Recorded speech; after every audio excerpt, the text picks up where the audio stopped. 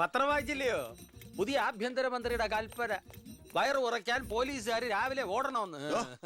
ഞാൻ പണ്ടേ ഓടാറുണ്ട്. എന്റെ കർത്താവേ, കുതിരയ്ക്ക് വെച്ച് കഴുതയ്ക്കും ഉണ്ടോ? എന്റെ ഈശോയെ, ഞാൻ സാറിനല്ല ഉദ്ദേശിച്ച. ഓ, നല്ല മസില. അളിയ, ഒരു മിനിറ്റ്. അയ്യോ, അതിനല്ല. എന്ത് ചെയ്യാനാ? നിങ്ങളുടെയൊക്കെ കഷ്ടകാലത്തിന് ഞാനിവിടുത്തെ ആഭ്യന്തരമന്ത്രിയായി പോയി. അല്ലേ അളിയ? അളിയൻ ഇനിയും ഡ്യൂട്ടിക്കിടയിൽ എന്നെ കാണേണ്ടി വരും. എന്നെ സല്യൂട്ട് ചെയ്യേണ്ടിയും വരും. തെറ്റ് കണ്ട ഞാൻ എന്തെങ്കിലും പറയുകയും ചെയ്യും. ആ അരിശം മുഴുവൻ അളിയ വന്ന് പെങ്ങളെടുത്ത് തീർക്കും. അത് കണ്ട ഞാൻ തിരിച്ചടിക്കും. അങ്ങനെ അടിയും തിരിച്ചടിയൊക്കെ ആയിട്ട് പോണ്ടതാണോ അളിയ നമ്മുടെ ഈ മാതൃകാ കുടുംബം? ഒന്നുമില്ലെങ്കിലും നമ്മൾ അളിയനും അല്ലേ അളിയ? അതുകൊണ്ട് ഞാൻ ഇരുത്തി ചിന്തിച്ചൊരു തീരുമാനം എടുത്തു. സെൻട്രൽ ഹോം ഡിപ്പാർട്ട്മെന്റിലേക്ക് അളിയനൊരു ട്രാൻസ്ഫർ ഓൺ ഡെപ്യൂട്ടേഷൻ. ഓർഡർ. നാളെ തന്നെ ജോയിൻ ചെയ്യണം. All the best. എങ്ങോട്ട്? ബീഹാറിലേക്ക്. ബീഹാറിലേക്കോ? ബീഹാർ ബെസ്റ്റ് സ്ഥലമാണ് അളിയ. നോ, എനിക്ക് പറ്റില്ല. നിനക്കെന്നെ ശരിക്കും അറിയില്ല. എന്താ അളിയ ഇങ്ങനെ? ചില തെണ്ടി പിള്ളേരെ പോലെ. ഇത് ഗവൺമെന്റ് ഓർഡർ അല്ലേ? അത് ഹോം മിനിസ്റ്റർ നേരിട്ട് തരുന്നത്. അനുസരിച്ചേ പറ്റൂ. എന്താ ഇവിടെ? ASP അളിയനെ മന്ത്രി അളിയൻ ബീഹാറിലോട്ട് തട്ടി. മന്ത്രിയുടെ ഭരണപരിഷ്കാരങ്ങൾ കുടുംബത്തും. ബീഹാറിലേക്കോ? ബീഹാർ ബെസ്റ്റ് സ്ഥലമാണമ്മേ. അല്ല, ഈ ബീഹാർ എന്ന് പറയുമ്പോ എടീ, ബീഹാർ ഗംഭീര സ്ഥല. നീ വിഷമിക്കണ്ട, നീ പതുക്കെ പോയാ മതി. പേടിക്കാനൊന്നുമില്ല സാറേ. അവിടെ ചെന്ന് ലല്ലു പ്രസാദുമായി ഒരു ടൈപ്പ് ഉണ്ടാക്കിയാൽ കുശാലല്ലേ കുശാൽ. അയ്യോ ചേടാ, കുടുംബത്തൊരു മന്ത്രി ഉണ്ടായാൽ അതുകൊണ്ട് ഗുണം ഉണ്ടാകേണ്ടത് കുടുംബക്കാർ. ഇതിപ്പോ അളിയന് വേണോ ഗുണം? അളിയന് ഈ ചിറാപ്പുഞ്ചി എങ്ങനെയാ? ചിറാപ്പുഞ്ചി? ആ, ചിറാപ്പുഞ്ചി ബെസ്റ്റ് സ്ഥലമാണ് അളിയ. അവിടെ IAS-കാർക്ക് എന്താ ഡിമാൻഡ് എന്നറിയോ? നമുക്കൊരു കൈ നോക്കിയാലോ? നീ ബ്രേക്ക്ഫാസ്റ്റ് എടു. അമ്മ പേടിച്ചു പോയോ? നമുക്ക് അച്ഛനെ നാഗാലാൻഡിലേക്ക് തട്ടിയാലോ?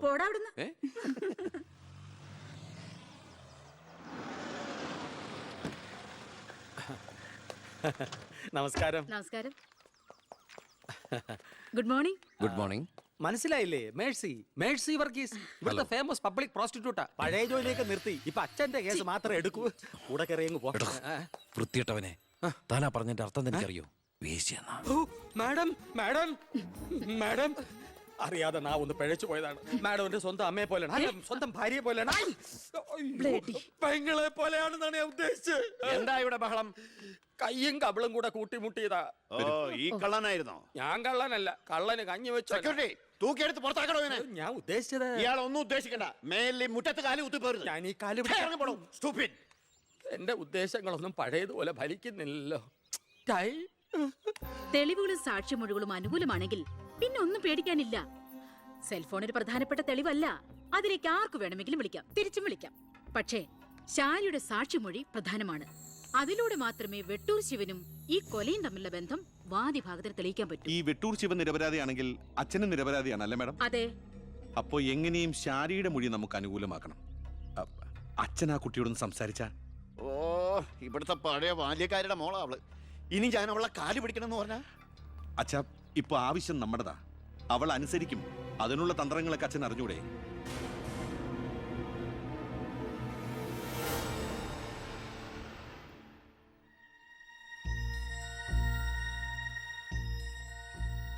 കുറെ നാളായി ഞാൻ വിചാരിക്കുന്നു ഇങ്ങോട്ടൊക്കെ ഒന്ന് ഇറങ്ങണം എന്ന്.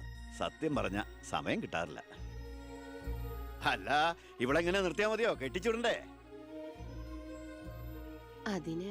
കല്യാണ ചെലവൊക്കെ ഞാൻ ഏറ്റവും പറ്റിയ പയ്യനെയും കണ്ടെത്താം. നമുക്കിത് ഗംഭീരമാക്കണം, ഒരു ഉത്സവം പോലെ. ഗോപാലപിള്ള സാറിനെ എനിക്ക് മറക്കാൻ പറ്റുമോ? എന്നെ രാഷ്ട്രീയത്തിലേക്ക് കൈപിടിച്ച് കയറ്റിയ രാഷ്ട്രീയ ഗുരുവാണ് നിന്റെ മുത്തച്ഛൻ. മരിക്കാൻ കിടക്കുമ്പോ ഞാൻ അദ്ദേഹത്തിന് കൊടുത്ത വാക്കാ, ഈ കുടുംബം അനാഥാകില്ലെന്ന്. എന്നാ ഞാൻ ഇറങ്ങട്ടെ. ഞാൻ എന്തോ മറന്നല്ലോ. മോളെ, പിന്നെ മോൾക്കറിയാമല്ലോ, നിരപരാധിയായ എന്നെ ഒരു കേസിൽപ്പെടുത്തിയ വിവരം. ആ പ്രതിക്കെതിരെയുള്ള മോളുടെ മൊഴി അതൊന്നും മാറ്റി പറയണം. ഞാൻ സത്യം പറയൂ. എന്റെ മുന്നിൽ വെച്ച് നടന്ന കൊലപാതകത്തിന് കൂട്ടു നിൽക്കാൻ എന്നെ കിട്ടില്ല.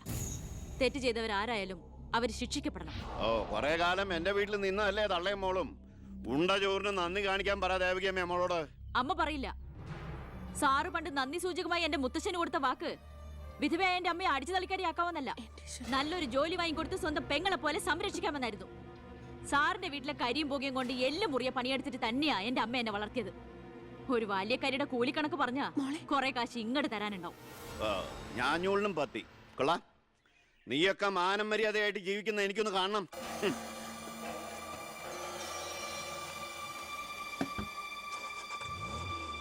എടാ ഞാനാ. എന്താ അച്ഛാ? ഏയ് നടക്കില്ലടാ. ഇന്ന് അച്ഛൻ അവളുടെ അടുത്ത് പോയി, നാളെ അവൾ അച്ഛൻ്റെ അടുത്ത് വരണം. അച്ഛൻ സമാധാനമായിട്ടിരിക്കെ, ബാക്കിയൊക്കെ ഞാൻ നോക്കിക്കോളാം.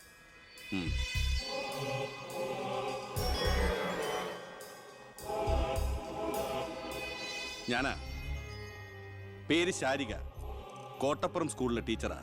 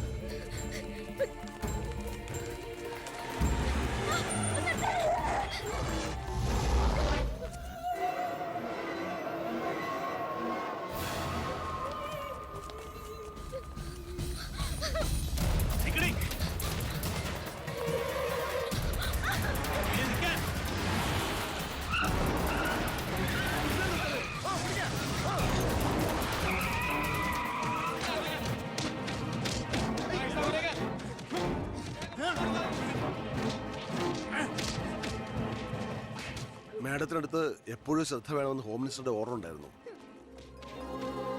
വരട്ടെ, പിടിച്ചു കയറ്റില്ല അതിനെ.